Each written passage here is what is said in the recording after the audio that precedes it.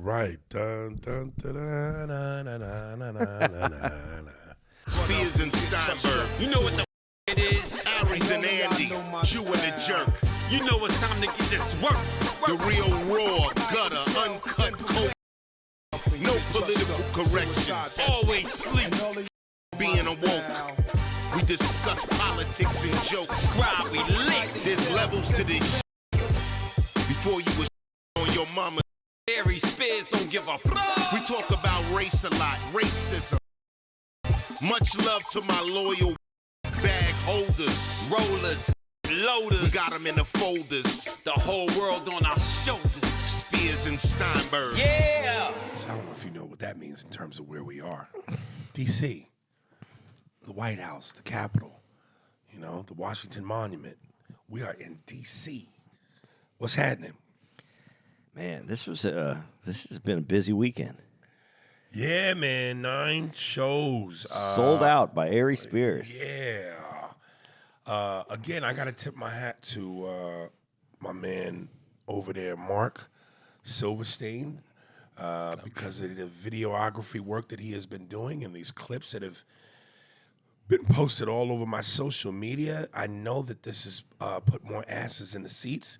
Big shout out to my team, Colin at Collaborative Entity, Anthony over in London, a.k.a. Jarvis.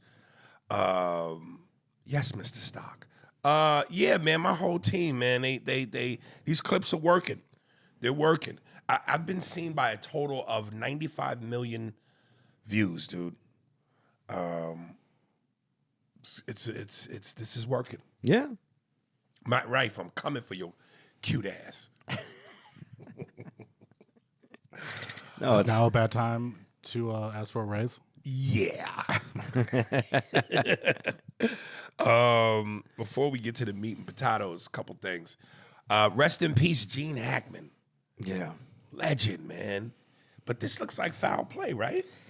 I don't know, man, because then they also said it looks like he's been dead for 9 days or 10 days when they found him. Well, he looked like he'd been dead for more than that. Yeah, but I mean, even when he was living. he was old. He was 95, but then Yeah. but his kids hadn't talked to him and that. Man, my kids don't talk to. If I'm that old, my kids better talk to me every couple days to make sure I'm at least alive. Hey, listen, man. But they did. I want to say this because I don't want to shit on the kids. He did have a wife that was 65, and so they would think that if something happened to him, that she would be there. What is the cloud that may be foul play is he was found dead, his wife was found dead, and the dog, nigga. In a closet, and then the other dog was loose, and another one in the backyard. So this smells funky. Well, you said it after 9 days. Yeah. I mean, So, I'm just, we don't know what it is. They Right. said it doesn't look like foul play, but then, but it's suspicious. but how do you explain that? And you don't, and it's suspicious. So something obviously happened. But Randy Quaid, do you know who Randy Quaid is? Yeah. He put a post saying that this is murder and there's a cover up and this is. He's been screaming conspiracy since Independence Day. Yeah, he has.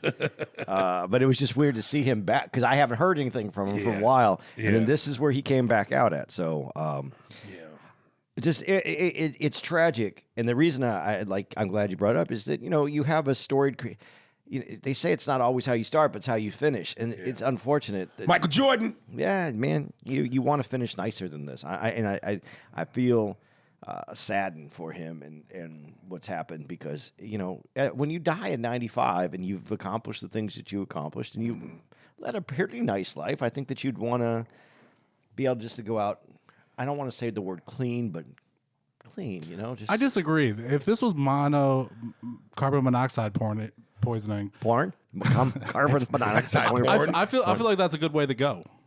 No, I'm not saying that. I'm saying the I feel like the scrutiny. it's like behind taking it. a nap. But you don't want your wife that's only 65 to die too. Yeah, but the fact that to him, the wife and the dog, Dogs, yeah. that just don't add up. But they said they couldn't find any poisoning. They did the autopsy and they didn't see signs of poisoning in the autopsy. So far, that's what they said. Well, the weird thing too is what's her name? You got it up there? Yeah. Betsy Arakawa.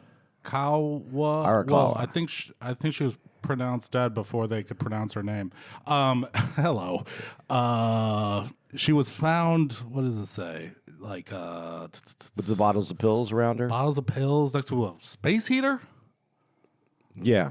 I don't even, like, what does that even mean? I don't know. There was a space heater. I guess it was somewhere by the bathroom, they said. It's fucking. People have space heaters in the bathroom because the bathrooms can get cold. And they have. But why put that as a detail? I don't know, because was it that's used in the death? Listen, man, the police, when they come in, they make all their notes. So that's what they're going to see when they're writing it up. This may be a case for A.B. It's. I want to make sure that They'll figure it out. Because in terms of the meat and potatoes, we got two main things we're going to talk about. Yeah, but so I do we want to can- get some other things. Okay, out get 'em there. in, get 'em in. So big rest in peace to one of the legends. Here in D.C., we have to visit, as I always promote, Ben's Chili Bowl. And we went to Ben's Chili Bowl. And I didn't know that that place had existed for as long as it had. Yeah. Since The civil rights. 1958. And you pointed out to me that they would hold a lot of the Civil rights meetings. civil rights meetings at Ben's Chili Bowl. And I was like, oh my God. Could you imagine Dr. King's? I'd like a smoke. What do they call it? A smoke? Half smoke. I want to have smokes. One with mustard and onions, and the other leave the chili off. Because every time I eat chili and we get to marching, I get to poot. And when I poot, I killed several behind me. And they say, Dr. King, your fart is not as royal as your name. I just wanted to do a Dr. King poot joke. But yeah, Ben's Chili Bowl. Yeah, did you like the? It's good. You like it, right? You had two. What do you? I had just the one. I have a half smoked, spicy, with chili, onions, and mustard. You know what, dude? As I wear these glasses, and as I said to you before we started the pod, I had two half smokes. Is it a half smoke? Is what they call No, it? it's half smoked. I had two half smokes. One with mustard and onions, and the other with mustard, onions, and chili. No fries, and a diet Dr. Pepper. And that spice was kicking in the center of my chest the moment we left for a couple of hours. I'm getting old, man. It's time to, it's hard for me to accept I'm getting old. Like, I just, in my mind, I want to still be that dude that could hit the court and put up 30 and then go to the club afterwards and fuck a bunch of hoes. But my knees, I'm getting tired of chest, what do you call it? Acid reflux, hangover. I'm just getting old and I can't do the shit I used to do, and it's with me. Dude, I said to you, like this whole weekend, and we have extra shows. So, after the shows, I've been going back to the room, and I'm seriously out. I'm out within like an hour after I get back to the room, and that's coming down, calming down, having a little, just some water, cleaning up, we're getting ready for bed. And within an hour, I'm asleep. That's an old saying, getting ready for bed. Getting ready for bed. I have to get ready for bed now. I have a pill that I have to take before I go to bed. So I've been doing that. And I said on Friday when you were ready to go out, you were going to go, are you going to go out? And what I miss is I remember when we started doing this like 5-6 years ago, man, we would, after a night, good shows, you go out. And I remember being in D.C. and we went out to a club, and then but that's too loud. But we still walked around the club, had a good time, then went over to a bar and just chilled out and had some drinks and talk about comedy. And we haven't been doing that because it's just, yeah. It's time. It's like these athletes, man. I'm not, we're not athletes, but I understand the sentiment of you can't do what you used to. You just can't. Even if you think you can, or it's in your, the passion is still there, you just can't. I can't. I'm getting to a point where it's like, you know what? Yeah, when the show's over, I got to take my black ass back to the room and shut it down. And it's just hard because you spend all day in the room, all day. From the moment you wake up, you don't even get to see the sun in person. And then by the time you go to work, the sun's leaving, you get pumped up, adrenaline, couple shows, and then you go back to the room. See, but that's the thing. That is the change that I made over this last 8 months. Is that I've been getting up, trying to go have some breakfast. And you know what? I remember this was a few years ago. We're in Raleigh, and you go, where's this place you're going? I said I think it's called the Flying Biscuit. And we went and had breakfast, and you enjoyed the breakfast and everything. Go, this is nice. And I go, hey, you want to do it again? And you're like, no. But the problem really though is every place ain't like that. The majority of places ain't like that. You're in a major city like Chicago, and even Chicago, we're in Schaumburg. Yeah. We're so far removed from the city. Yeah. So it's like, what are you talking about? You're talking about maybe a Phoenix, L.A. We're in Ontario. Again, it's not L.A. Yeah. So what are we talking? We're talking about a handful of cities like a Philly, a D.C., maybe Miami, where it's like, okay, this is a major metropolis. There's to do. But dude, when we're in bubble yeah, there's nothing to do. But you can find them. You just got to stretch out a little bit. But yeah, you're right. But it's not a big deal to take an Uber to go out at night, but it's a big deal to take an Uber to go to breakfast. That's the mentality that has to switch a little bit. We have to. We're going to be lunch guys, man. But even if we went out to breakfast, it's like, okay, you go, you do that, and then we're still coming back to the room. Yeah, and you're right. And that's where it does get lost, because out here we can go to a museum, something we haven't seen, something cool like in these. But when you're in a small town, it's the mall. We don't want to go to the mall, man. Yeah, last time I hung out at the mall, I was in my teens. Seriously, but maybe then it's going to a movie, and we just have to figure it out. I know it's tough making that adjustment, but I'm feeling it. I've been doing it by myself, and you've been going back out by yourself, and that sucks too, because that's what I miss the most is those conversations about comedy. Comedy conversations, I think, are like the greatest comedy, because especially the getting to pull from like your experience in comedy and talking about other people and just things that you have that history, and I'm old, so I have history, but not the connection that you have, and I love those conversations, and that's the shit that's missing right now, and I'd like to, like, if it's going out one night a weekend and then the rest of the time doing the other stuff, we just have to figure that out, because we are in an adjustment period. But I asked you if you wanted to go to the zoo. Yeah, Mark went to the zoo when we got here because he wanted to see the panda. And listen, man, I may have done that if the schedule wasn't so busy. I mean, because what was it? We had 2 shows on Thursday. I got in town Thursday morning, and I had to go do press. Yeah, and that's when you went to the zoo. So I needed to get some rest because I left on a red eye at 8. I got in town at 4:40 in the morning. Yeah, and that's the tough part too. On a travel day, you don't want to go out. Right, and then on Friday we had press, then 2 shows, and then Saturday 3 shows because I'm an animal guy. So I might have went with you. It would have been cool to see the pandas. It's just funny how he said it. I was just walking around. How'd you say? I was walking around and I saw you weren't intending to go to the zoo. You were just walking around D.C., right? Well, I was either going to go there, the Smithsonian, and I want to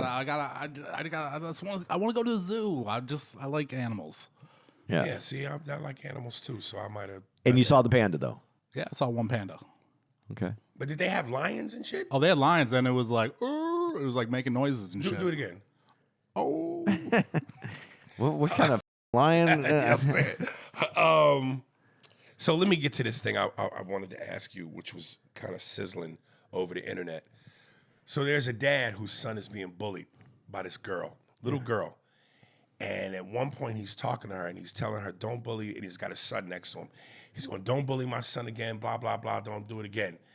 And then she proceeded to on him again, right there in front of the dad. And the dad cold cocked slapped the shit out this little girl. And she went, call the police. Somebody call the police. And so the internet was split because you would think that everybody would be like, what a heinous thing to do for a grown man to put hands on a child, let alone a girl. But then there were a lot of people who were like, well, she learned her lesson. Because it's one thing if he's telling you don't bully his son, but then you disrespectfully do it again in front of him, which is a big you to the son and the father. And she did it with a you to the father. Yeah.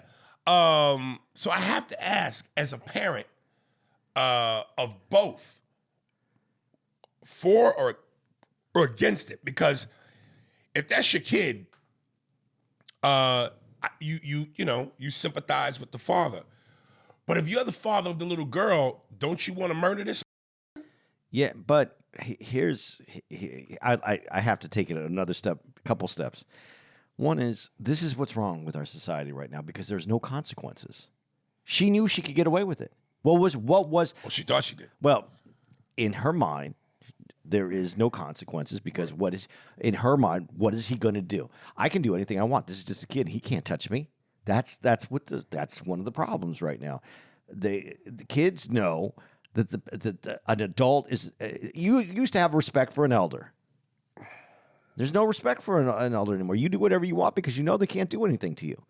And she learned a different lesson. He can do something, but he has to be willing to pay that price. And he was willing to pay that price. My question is, what was she doing to the kid? And what would the kid seemed very scared of her? So that's another issue. I would go to the only thing I could remember is I remember growing up, this one kid down the street with my sister, and my dad just said, "Hey, you need to go over there, and you need to explain to that kid." That he's not allowed to with your sister. And so I had to go over there and basically, I had to explain to him. And my dad knew how the explanation was, it was implied. Yeah. You're going to go punch this kid in the mouth. Yeah. And that's how we handled it. That's how we handled it back then. But that's a kid on a kid. Yeah, no, but that's how we handled it then. This dude might have not had another kid to do that with. He might have not had someone else to go to. So if you're the parent of the daughter and you go seek retribution, is he wrong? Is the parent wrong? No, he's not wrong, but he's wrong in there's some problem with the daughter that she has no respect for. Absolutely. Yeah. And so that parent hasn't given any respect. So I don't think that parent is going to have any respect or understanding of why that happened because he hasn't raised his daughter to have that. But if I'm the parent and I would say to him, you should have come to my house. Me. Yep, to my and house. let me handle it. Yep. So now I got to you up for handling that wrong. Yep. I guess what I'm trying to say is I'm more on the side of the girl.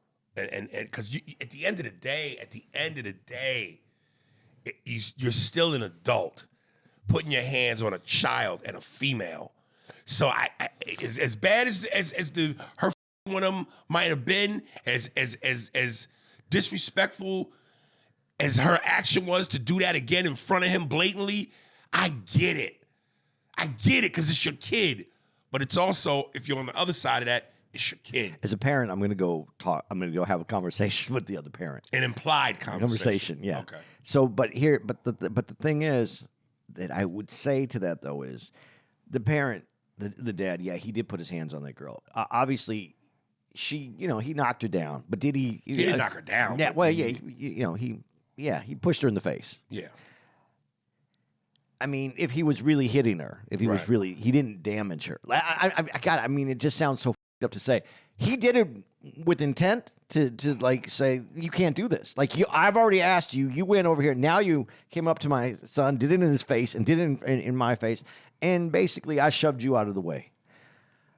That has to be taken into consideration either, because it's not like he went and he just open-handed slapped her and knocked her down and she's on the ground crying. She got up and she's just... Dude, there's a problem with that girl.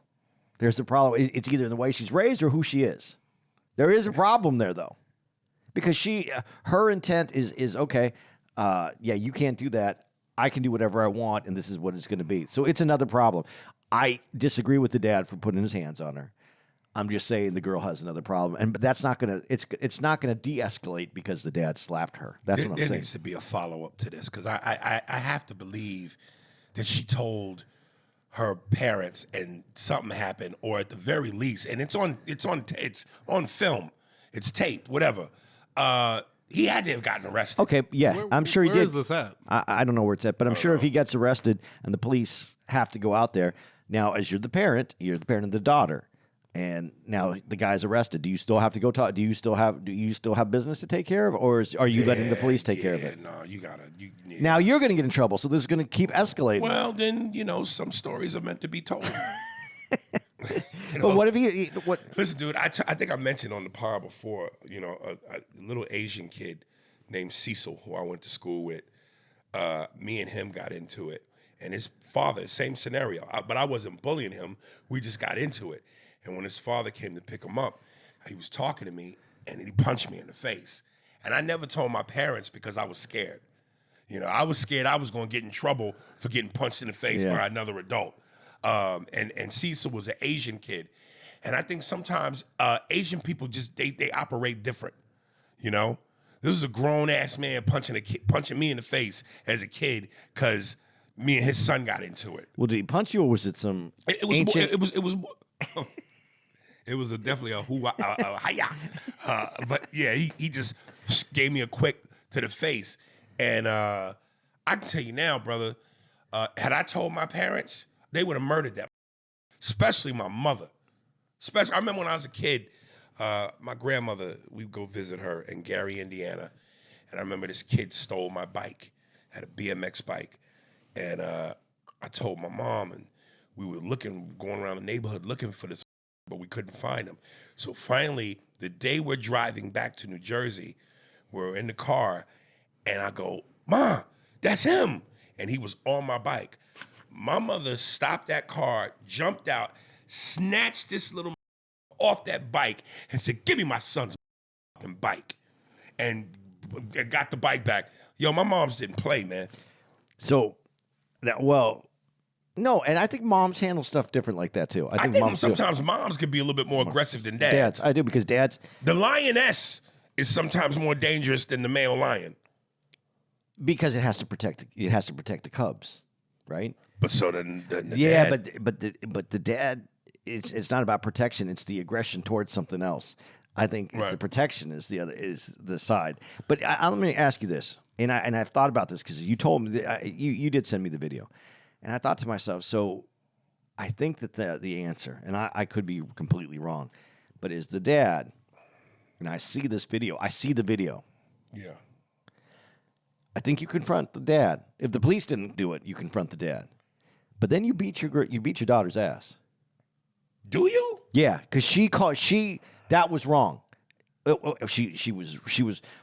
I would want to know what she did to the kid that caused it in the first place. But you don't think that she was being disrespectful and Oh yeah. No, so you don't think your daughter gets her ass beat too? Well, the fact that she got smacked by an adult, that's enough trauma. So now you're gonna double down on the on the maybe trauma? maybe not smack, but maybe some kind of punishment.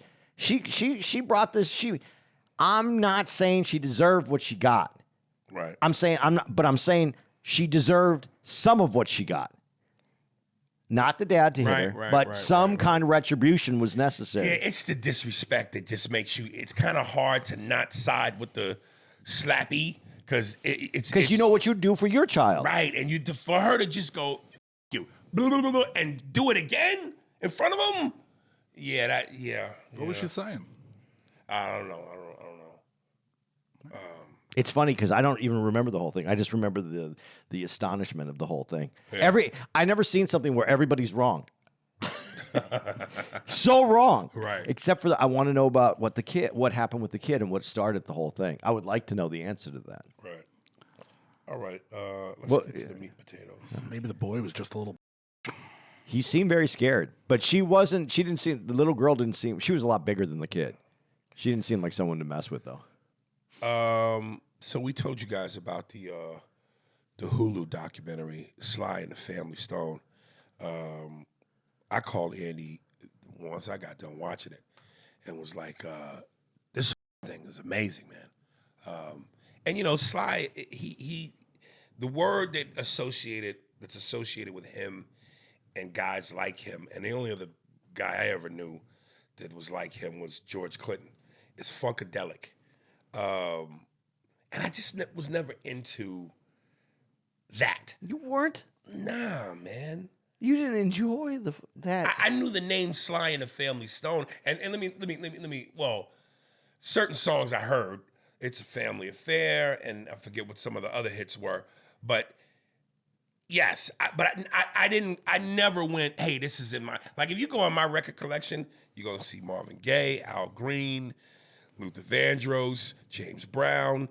I know Sly and the Family Stone. But Sly and the Family Stone is everything you just said, plus a little bit of rock, a little bit of gospel, a little bit of. Yeah, I don't know that I like a little bits of things all together. Just give me one at a time. But it's Prince. You like Prince? Dude, I've never bought a Prince album. Really? I told you, I know you're a Prince fan. And not that I'm not a fan. But it doesn't. Yeah, I don't have Prince in my play. Like Michael Jackson, I got Michael Jackson in my phone. I don't have no Prince songs, man. Yeah, I can't see you listen to Little Nicky. Yeah. It's too much rock. It has, a lot of good. Well, speaking of the influence, one of the first things, you could clearly see his influence on certain people. Kind of like any documentary, they would cut to people that they were being interviewed in regards to him. And one of the people interviewed was Andre 3000 of Outkast. He's got that influence all over him. Yeah, he's influenced. The wigs, the crazy outfits. Yeah. You could see where he was. But I don't think it's just influenced by him. I think that, going back to Sly, and this has nothing to do with Andre 3000 except for his influences handed down over the years. He was a DJ. I didn't know. You know what? That's what impressed me. I didn't know I didn't know what his beginning was, and the DJ and having that. Already having a culture built around him, right? Because of what he knew, and I think that love of music is what gets you to that place. And in San Francisco, where everything was all mixing at that time, and it was about this movement where everybody was together, and that's the feeling that came out of that. But so then all that's going to blend at that time. Yeah, and I think that's where the. If you don't have any limitations, if you are in a community and a culture that is all encompassing, why aren't you going to put some rock with some funk and some soul? Why aren't you going to mix those together? Right. And I love his music. I always have, and I never. But here's the problem: I never was like, what happened? I was never, because it was such a moment. Mm-hmm. So I understand what you're saying, though, too. That. It didn't capture me where I had to know everything about it, but now I do. With any of these documentaries, it doesn't matter. We've discussed Little Richard, we've discussed James Brown, whoever, Quincy Jones. You can't escape it, and not to beat a dead horse, but you can't escape it. But when you go back to these humble beginnings, what's always the one thing that they have in common? They endure growing up racism. And when he said that his dad said, he goes, because, I grew up in the South, and, eventually we moved to San Francisco to escape the search for a better life. But he said his dad said, if I could take all the white people and put them in a boat, and it took one more to sink them, I'd get in there myself. I went, whoa. I actually had a laugh when I heard that, though, man, because that's a commitment. Yeah. And I don't want to go down the road of race talk because we do this enough. But again, do you see, like, when y'all think, oh God, when white people hear black people moan about racism, and they think, oh God, you guys get over it. That's how deep this is, man. Well, but see, this is the other part of it too, though, and this is what I have to ask you. That's his dad, right? Yeah. But he goes into this San Francisco culture, and it felt different to him. He embraced people being together. Yeah. And matter of fact, he even said to his dad, he goes, Dad, you can't be that way. So do you think coming from a horrible culture, I shouldn't say horrible culture because I don't want to say it that way. When you come from just a racist culture, and I'm not saying that because there is pockets of culture within everybody's from the South. That's what I'm saying. I'm not trying to make the South a horrible culture. Is what I'm saying. Right. I'm saying, but when you come from a racist culture and you go to even if it's not we know there's still racism in San Francisco at the time. Yeah. But it's more open, and the younger people are embracing each other, and it's coming together. Do you think you you gravitate to that in a way where you go, okay, I want this. Do you think that's what makes that happen that way? I don't see how you don't, unless you just come over there with. Well, first of all, if you're that deeply embedded in racist ideology, you're not going to San Francisco. So when you go to a place like that, I kind of feel like, especially as a young person, that's part of the adventure. You know, I remember when we were in San Francisco, we talked about how cool this place probably was at one point. That was that point. Yeah. You know, where everybody just danced like this. And so for a guy like him to be in a melting pot of just love and hippie-like attitude and marijuana and music and dancing and I don't want to say openness. And then you're a DJ and you get to bring Right. your influences, and then you Yeah. get to take the influences of that community and put them together, Yeah. and you're sharing them, and everybody's going, I love this, I want more. Right. I don't know how you can't embrace that, but it seems like it that kind of idea has an expiration date. Right. Dude, I didn't know until I watched this. LL Cool J's mama said knock you out. That's Sly the Family Yeah. Stone. Yeah. I did not know that. Dude, I wish someone should make. I don't know. Maybe someone has made a book. That just shows where all these beats come from, because there's so many. I love when I forgot what we were watching, when we find out that some beat is just someone playing their song backwards and getting Right. that beat. Yeah. I mean, the idea of this is just so cool. On the doc, some other people they interviewed Jimmy Jam and Terry Lewis, who was really hot in the 90s. Yeah. Specifically working with Janet Jackson. They worked with a bunch of artists, but I think Janet was their main. That's the big one. Yeah. The big one. And one of them explained how they were they said, we wanted her to do a song that's like an anthem a la Rhythm Nation. And they said, yeah, we went to some place and in the background they had Sly and the Family Stone playing. And basically we lifted a sample from what they were doing to make Rhythm Nation the hit that it became. Yeah. So my question is this, and you know, Q-Tip, Janet Jackson, fucking LL Cool J, there are certain artists, like they said, James Brown is the most sampled artist of all time. So whether it's James Brown, whether it's Sly and the Family Stone, for these younger people that make these hit records and these hit songs, do you really credit them for the hit, or does it really belong to the people you got the sample from to make it a hit? Well, and again, I'm going to go with how much of it is that sample that made the song, or if you take a couple beats. Because without that sample, the song ain't what it is. But from music, from forever, people hear music and then they go write their music, but they have that music in their heads. So they're writing it. They might have not taken the exact beat, but they're writing it, and they're writing it off what they heard. So we've always done this. Well, that's my other question. Pioneers, when you go pioneers, Little Richard, James Brown, Sly and the Family Stone, even Rick James, because I didn't do can't touch this. MC Hammer, Rick James. Who did the pioneers take from? Because it don't seem like they took from Jazz. anybody. Jazz? Yeah, it's still the beat. It's maybe not the beat, but it's the drum beat in the background. It's bebop, jazz, where they're taking the drum beat, a riff. It's about taking a riff and then you build around it. It's not about taking the whole song. But Mama Say Knock You Out, that's not the whole song, but that's the backbone of the song. Like, I've never heard of, because we've seen these documentaries where we go, oh, so this young artist got that from the pioneer. But I've never seen anything where the pioneers go, I got this from so-and-so before me. It seems like the pioneers created it be taken. I think a lot of the pioneers of jazz. Well, no, because you watch when you when you talk about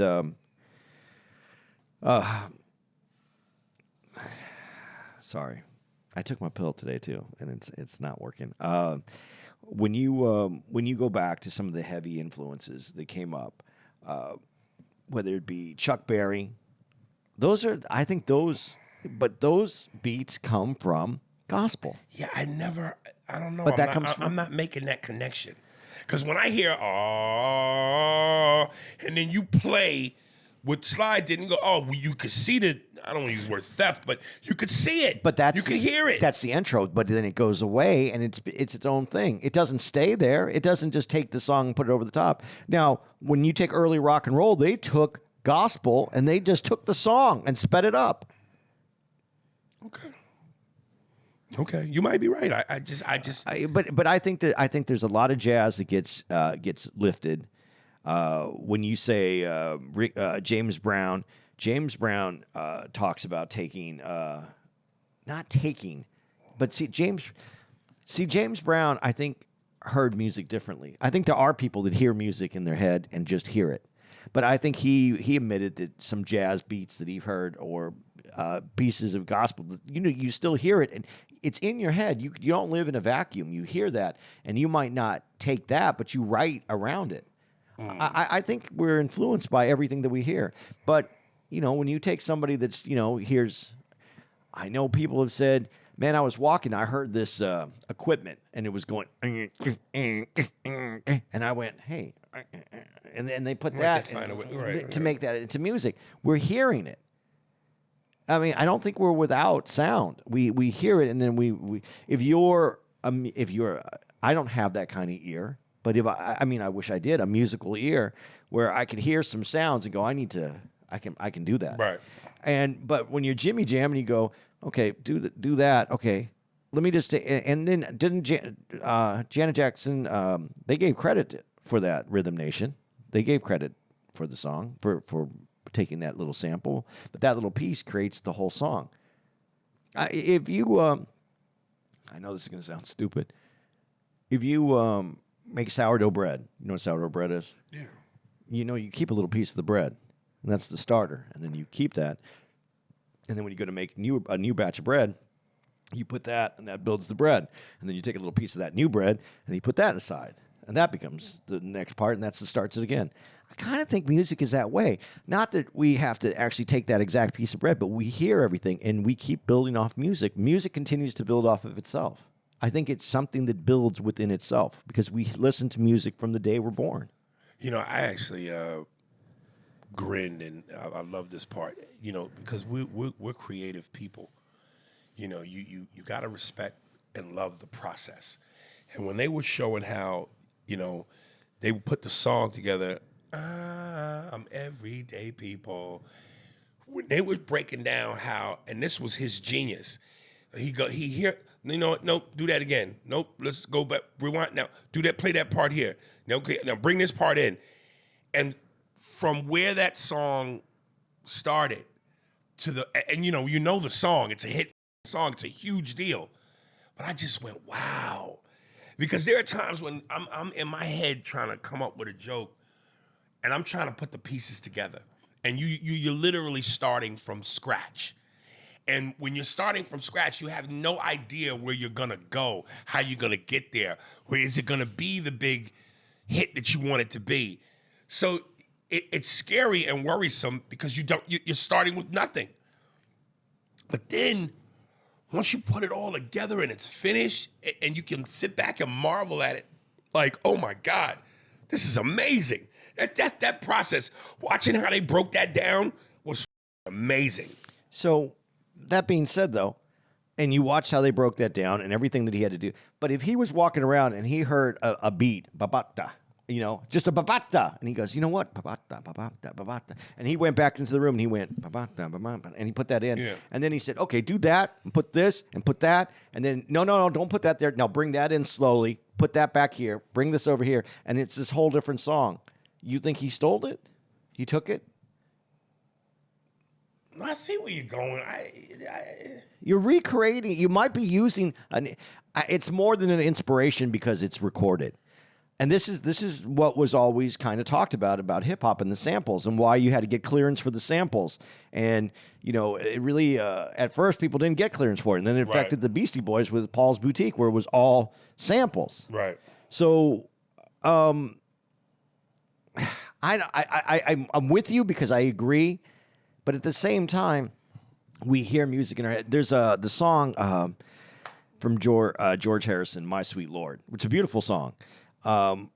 He had to pay out from because he used I don't know. There's some beat in a Mama's and Papa song. No, I forgot whose song it was. The Hollies. Right. It's the Hollies, and there's something in there that sounds like musically it affected the song. So he had to pay because he said that's the construction of our song. So we're not without. Even well, to your point, there was a great moment in this where towards the end of the doc, the band had broken up.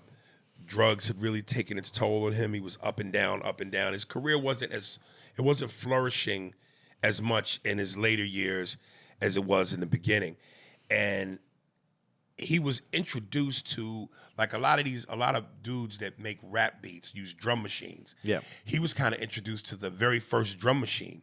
And I remember they said that somebody said to him, "Man, you gonna use that fake garbage? That's like, I can't respect you if you use that. That's not like real, instruments by real musicians with heart and soul and creativity." And he said, "It's only garbage if you let it play you. But if you play it, that's where the artistry is." And sure enough, this changed all of it. Changed all of it. He did something with the timing, the speed, and he created something that was a huge hit, and it blew the doors open. And I'm just like, God damn. So, I mean, but then you could say, well, he just took that. No, he didn't. You have to reinvent it. It can't just, the thing with Vanilla Ice and the Queen song. Under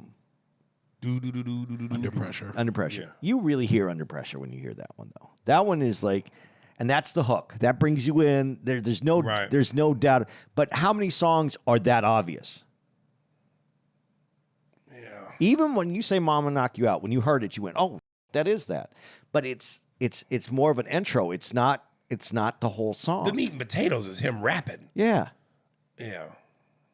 So I'm saying, yes, I think it's almost like legacy, where you pass these things on in a way that musically,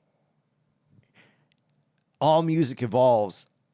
You are taking the word sampling is correct. You are sampling some to get something else, but it's different. I grew up. I'm 10 years older than you, so I'm there basically as hip hop is becoming. There's a window to the mainstream. It's not open, but the window to the mainstream. That's where I'm at it, and that was the knock. It's just other people's music, and but it wasn't. It was recreated. It was reinvented. It wasn't the same music. And if it was, it would have never been rap would not have been what it is now. It wouldn't have been possible. So I have a hard time, and maybe it's just because of who I am at the time I am. I don't see it the same way. Now, I do think you owe it to someone if you take it and like Rhythm Nation. But he's sitting there, he's listening to it, and he talks about it. I heard it, and I got up. But in his head, he didn't hear the song. He heard what he could do with it. And it has to be reimagined. If you get a guitar player and he puts a beat on it, is it his song now? If he puts a riff in it? No, I don't know. I'm confused by how that is. I don't think that you're stealing. Right. Otherwise, I owe for bread if I keep making that same bread. Well, man, I'm just saying that, these are old residuals, man. I don't know how some of these dudes ever go broke. Like, because, whether it's the music is being used in movies, television, commercials, by other artists, everybody's taken from these, especially the hip-hop community. So there's no reason... James Brown, I don't know how what his worth was, when he died, but Sly didn't have no money. A lot of these pioneers, man, Rick James didn't have no money, and it's like y'all taking from these so much. They should never not have money. Okay, this is the thing, the evil thing about the record business, though. Do they own their publishing or their masters? Yeah, because if you don't own it, I'm telling you, the people, the lawyer, if a lawyer or a business person owns that music, they're getting paid if someone uses it, any of it. The artist could own it, and they're not litigious like that. They're artists. Oh, they hear it, they whatever. They may not go after that money. If it's in a business person's hands, they're going after that money. This is the difference. This is the breakdown of it. If I'm an artist and I hear it and I go, oh man, I really like what they did with that. If I'm a businessman, did they use that? That's mine. I need to get paid for that. That's also part of the difference. Knowing what we know now, how do you not protect yourself? How do you not go into this going, I got to own my publisher and my master? Because when you're new and you're young, you're just trying to get a deal. You want your deal because your deal is the first step. So you get that step. Now I'm going to take care of myself when I get to that next step. You might not have another step after that. The downfall of so many artists, especially in the music. I think this is more prevalent in music because we've heard stories about comics and drugs and comics and coke, but I think something about music and on the road and touring and playing, it's just more prevalent. But it's like because the downfall to this band was Sly and drugs, heroin, coke.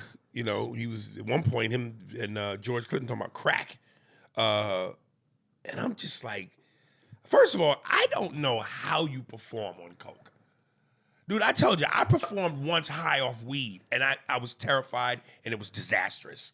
How the do you get coked up and can concentrate and focus and perform in front of thousands of people where you have to hand-eye coordination, playing an instrument, remembering keys and notes?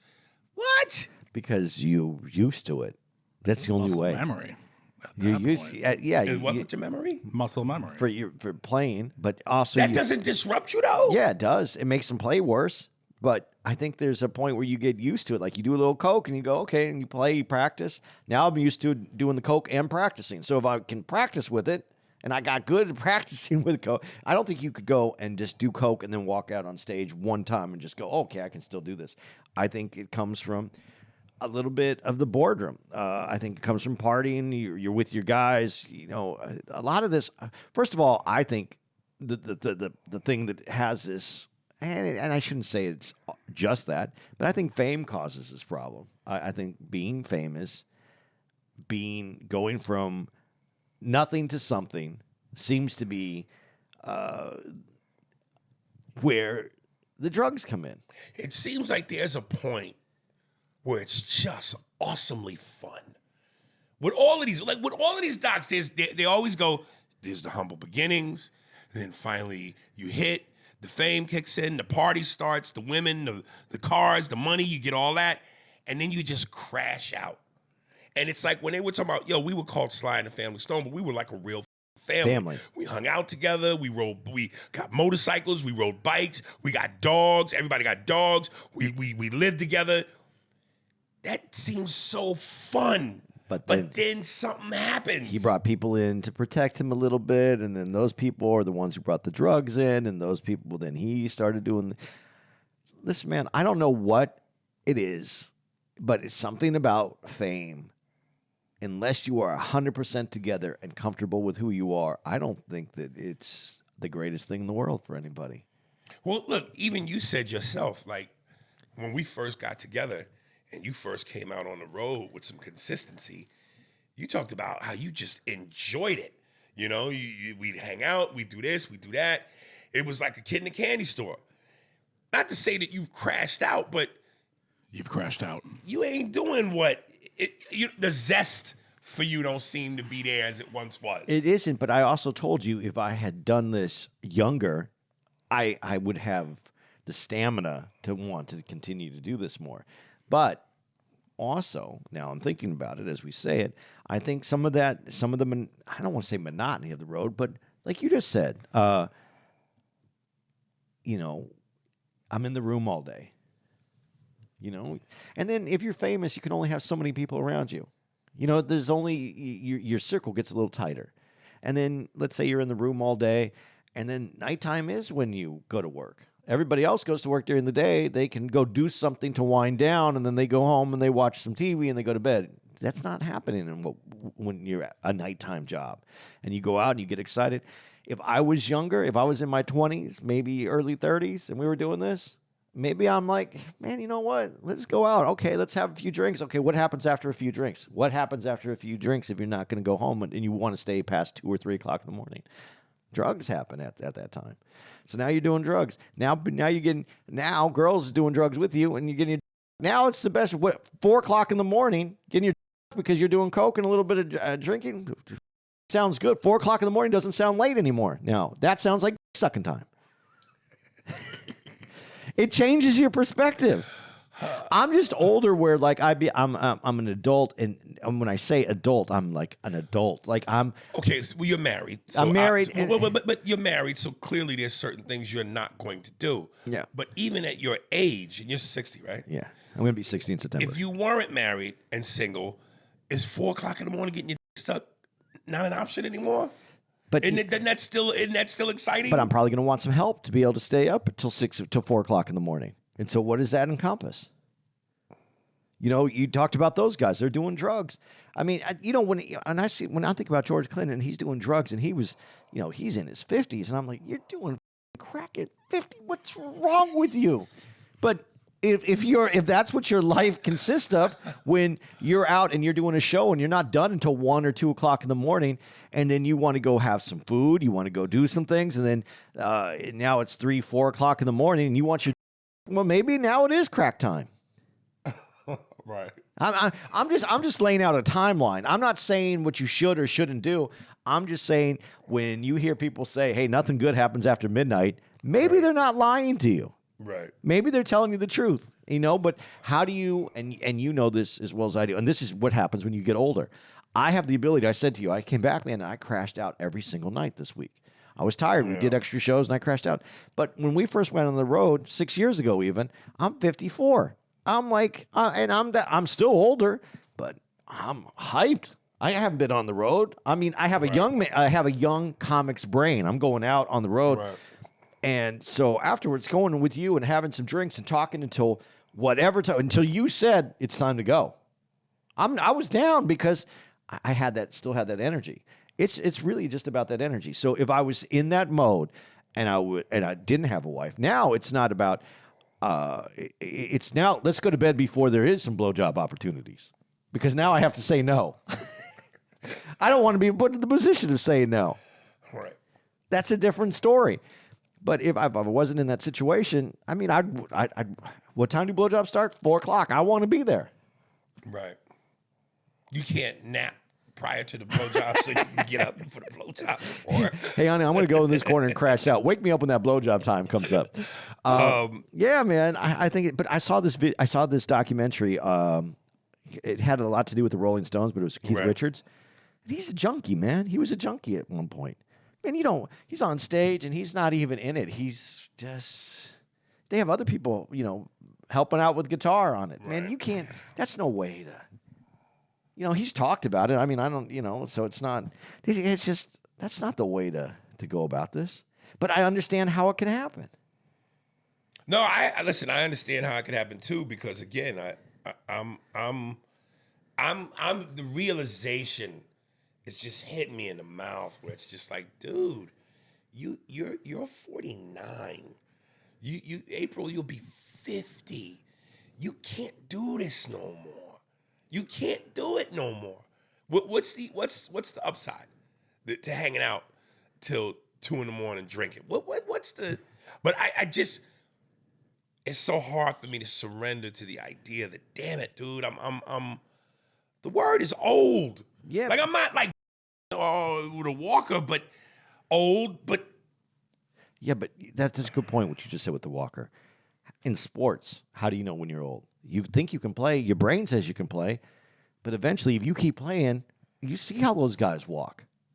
Those athletes that played basketball for too long or played football for too long. Yeah. And they're getting knee replacements and they can barely walk and they have arthritis and they don't want to they can't even get out of bed in the morning. Sports has a way of telling you you're done, and if you're not going to listen, we're going to tell you you're done. When some breaks. Yeah. Yeah. We are in a different category, and when it's entertainment and you can just walk out on stage, man, you're with death at that point. If you're not healthy, you're with death, and that is what they were with. Right.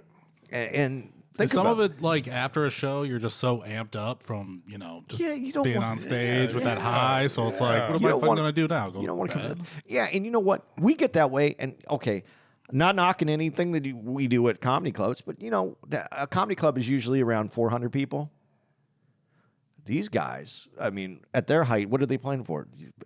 10,000 people? Yeah. That energy coming from 10,000 different people, all loving you, telling you you're the greatest, that also makes you up too, being told you're the greatest. I mean, you just look in the crowd, you just point at a chick, and security go gets her. Well, that's a rock and roll. That's any kind of music, except for God. Even I don't know. Maybe in gospel it works too. I don't know, but I don't know, man. I couldn't. I wasn't young, and I'm happy that I was mature enough that I was able not to fall into anything like that. Because I'm going to tell you, being on the road, looking at the kind of options that are out there, even at my age when I started with you, I mean, there was options. I had to know not to do those options. But had I been a young person, there wouldn't have been any. How do you know until you up enough? I would have been out there. I would have been doing. I got to tell you, I respect the fact that you never really did drugs. That you smoked a little weed and you drink. I love drugs. I'm going to be. I love them. No, that's why I told you I wouldn't do it now because I think I would love them, and I'm too old to experiment now. I'm too past that. Yeah, and I just can't do it. That's where I'm at. I know Right. that I can't do that, but I loved when I was a young guy and I was DJing. There was coke. There was more than that. I'm just gonna stop right there though. I loved it. I loved it. I love being up at night. I love partying till all night. I love when you were going back to it's sunlight coming up at 6 o'clock in the morning, and you've got a girl and you're just going to a hotel. And you know what? Sometimes you did take a nap. You didn't even fuck her. You went back to the hotel. You fool around a little bit. You go to sleep, wake up, the shit out of her, and then you go eat, and then you go back to the room, go to bed, and then it's the next day. It's that night you start again. And see, because I did that. I've done that. That feels so good. You don't want it to stop. No, never. And so And the idea that it's gotta stop. It has to. It's like a crash. Like damn. if it doesn't stop, you're going to be 50. You're 56 years old, and you're doing crack so that you can keep. That's what it turns into. Yeah. Listen, we turned this whole thing and being from music into like. No, but it's still related. Yeah, no, I know, but I'm just saying we turned it from music into what the downfall is, and this is what it is. You can't maintain that level. You can't maintain that level for your whole life. You have to. That's why I said you have to. If you don't come into this knowing who you are and knowing what you are willing to accept, I think you're. Especially if you get huge fame and you go from nothing to something big. But you would think that with the success that it brings, the success that they had, why would you that up? Why would you want to that up? And he chose drugs over maintaining that success. He brought people in he trusted that had the drugs, and it made it comfortable for him, and he liked hanging out with them, and they were hanging out, and that's what makes it work. You don't know where. What's the thing that Denzel said to slap Chris Rock in the face? What's his name? Who slapped Chris? Oh, Will Smith. What did Denzel say to Will Smith? Something about at your best, your highest point, or the something. devil's gonna come for you, Yeah, or something like that. that's the thing. When you're at your highest point, and you don't have the experience to know that it's not the right thing to do, everything seems right. How do you say no? Everything seems like it's going to work out fine. It's seductive, man.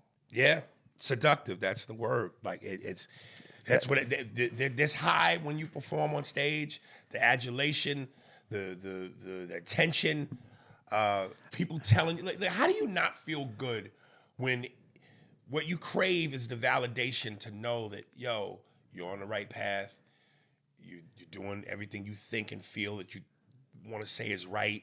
Is being told to you, you're like, I got this. Like, I really don't. When people look at me and go, the way you how you put that together. Yo, it's not just the funny, it's the smart, you're intelligent.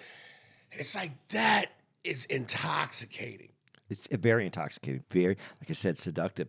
But I think the part of you that makes someone successful beyond is when you know who you are and you know all that adulation is temporary. Because we're all going to grow out of that adulation because we all grow. Those people who love you, they grow away from you. They don't grow to you. You have to keep on.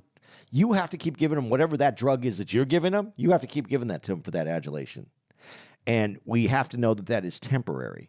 And the only thing that's important, and the reason I think it's important sometimes to say this about kids, is how your kids see you is the truth. What? Your kids, how they see you is the truth. You don't get that? You don't get what he said? Well, no, I understand what you think you're saying. No. You don't get what he's saying?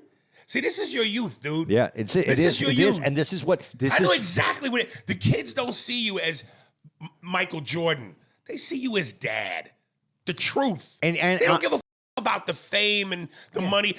They might get into it once they get older and go, oh, my dad is everybody walking around with my dad's silhouette on their clothes or their sneakers. But when you're a kid, none of that matters. Kids, famous kids, when you talk to kids that come from famous families, they hate that about their parents because they see their parents as the person. No one else sees them as the person. Their kids. Until they get old enough to reap the rewards of that fame. Holy because my parent is so-and-so, I could get what I want. I could do what I want. I don't have to work hard. I don't have to get a job. I got money already. Unless someone like your dad is Shaq and says to you, you're not rich. I'm rich. And, they say that, but Yeah, but you still get things because your parents want you to have more than they had. But I think there are parents that say, no, this is, you have to do. Don't you love the arrogance of the youth? Yeah, when he said to you, what you think you're saying. He said something. No, but you understand that? That's I was just picturing a parent just totally being a total scumbag and lying to their kids. And but then that's what and that kid sees that. That kid knows that their parents are scumbag. Well, if they don't know they're a scumbag. But their kids know it. This is the one thing you can't hide. You can't hide yourself from your kids. That's one of the That's one of the truths. Well, there's a lot of niggas that hide themselves from their kids. But that is the truth, though. You can't. Your kids see you for who you are. Your fans see you they want you to be. It's a whole different story, man. And you have to be secure in yourself to know that which one's important to you. But the seductive part doesn't come from your kids. The seductive part comes from what's out there. Not. I want to hit that's this. a good point. I want to hit this with your kids. I want to hit this one last note before we skedaddle. What the was the point that Dick Cavett was trying to make, being that swarmy asshole, being a swarmy? When he said that, when the guy goes, and Sly wasn't stupid. He knew how to play the part, and he's sitting there, and Dick Cavett is trying to and I'm sorry, but I gotta do this. This to me feels like some that white people do sometimes when it comes to black people to figure out how smart you are. And the way he just sat back and rolled with the punches and then, let him know, I see you. Yeah, but see, Dick Cavett was known, again, when we're talking about the adulation. Dick Cavett, when he had his show, he was credited for being the smartest guy on TV. So that's what you're credited for. So you're going to, no matter who, and that wasn't just black. That was black, white, whoever was on. His goal was to outsmart you because he was the smartest guy on television. And that's a lot of things people didn't like about him. And that's why you don't hear about him now. That idea of someone like that went away. But that was his thing. And I love that he gave it to him because he was really smart. And really smart people kind of didn't with Cavett that way. They would go on, but they would talk about their accomplishment. They didn't let him do that. Dick Cavett tried to give it to him because he thought that he was just some dude that played music. He didn't know what he was dealing with. And I love when that happens to smart people, when smart people get it from someone that they didn't expect it from. Yeah. But that was and that was his thing. So in his life, being the smartest is what he needed to be so he can get his at 4:00 in the morning. Well, see, that's like that moment with with Bill and Bill, you know, when Bill Burr was on there Yeah. with Bill Maher. Yeah. Because Bill Maher, you know, he kind of wants to let you know he's the smartest dude in the room. And the way Bill Burr just shred him to pieces was great. Because Bill Burr has someone to suck his and Bill Maher is trying to go to whatever club is still someone. It's open. No, let's not do that. No, listen. Bill Maher is known for liking black women, But he goes out. Bill Maher is known to go out and date, and he's not married. He's single, and he's going to be single for the rest of his life. That's what I'm saying. Bill Maher has to keep up that image so that he can continue to get what he's after. Right. Bill Maher likes black women or Bill Burr? Bill Maher. Bill Maher. Yeah. Well, Bill Burr does too. Oh. You know, I think black women are very in style right now. I actually fucked with a girl. Who fucked with Bill Maher, and so she was telling me that he's heavy into black women. Yeah. Yeah. And is he smart? Is he smart? Yeah. Does he act smart? Does he act like? Did she say anything about his personality? He's very generous with money. Oh, okay. Yeah. So his has a checkbook. Yes. Listen, I shouldn't. I often take my out with the $100 bill wrapped around it. Listen, you know, I'm not saying any of this to be negative towards any of the people that we did. I wasn't trying to do that, to talk about it that way. I'm just saying that when you get into your life and you are a confirmed bachelor and you have certain things, you will stick with what works for you. That's all I'm saying. Yeah. I love that Bill Burr is a married guy that has his wife that's very happy with his family, and he had a very interesting childhood, and he wants what he wants, and he knows what he wants, and that isn't his area, and I love it. And what's really funny about it is when you watch that Bill Maher and Bill Burr interview, Bill Burr seems like the smarter one, and he wasn't trying to be. So it really goes to show that you don't have to be yourself. Work at who you are. Yeah. I don't know. What are we calling this episode? It's Bootsy Baby. We should call it Seductive, or what was the other one we said? Adulation. Seductive, though, I think is the one. Was it Seductive? Yeah, you want to call it Seductive? Seductive Adulation. Okay. Sly Seductive Adulation. Sly Seductive Adulation. Sly the Family Stone. Just call it Sly the Family Stone. Okay, let's just do that. Or you call it It's a Family Affair. I love that. That's why you get to pay the big bucks. That's why I get paid the big bucks. You want some dates? Sure. I had it prepared. We should put this at the beginning so people actually hear it if they don't listen all the way to the end. If they ain't listening all the way to the end, then they're not real fans. I don't care. I want the non-fans to come to the shows and spend their money. I want them too. The real fans are showing up. Yeah. Let me get this out here. There, it's right there. Look at me. I did have it kind of ready. All right, guys. We just you're listening to this. We had just left DC. Great weekend. Again, got to shout out the DC Improv. If not the best, one of the best comedy clubs in the whole country. If not the best, might be the best. I love the people there, man. March 7th through the 8th, we're at the Virginia Funny Bone. March 13th to the 16th, we're at the Improv in Ontario, California. March 20th to the 22nd, we're at One Night Stands, our first time out there. Come on out and see us out there in Waterford Township, Michigan. March 28th to the 29th, we're at the Cincinnati Funny Bone. March 4th to the 6th, we're at the Improv in San Jose, California. March 11th to the 13th, we're at the Funny Bone in Cleveland, Ohio. April 18th to the 20th, we're at the Funny Bone in Columbus, Ohio. And April 25th to the 26th, we're at the Funny Bone in Syracuse, New York. And I'll finish it out with May 2nd through the 3rd, we're at the Funny Bone in, where are we?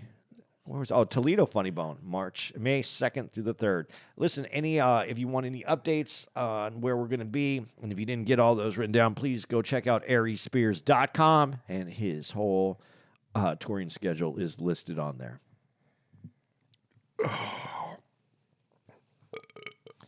Nice. Is that a show? That's a show. Spears and Steinberg. Thanks for listening to the Spears and Steinberg podcast. For more information on where to find us on the internet, visit SpearsburgPod.com.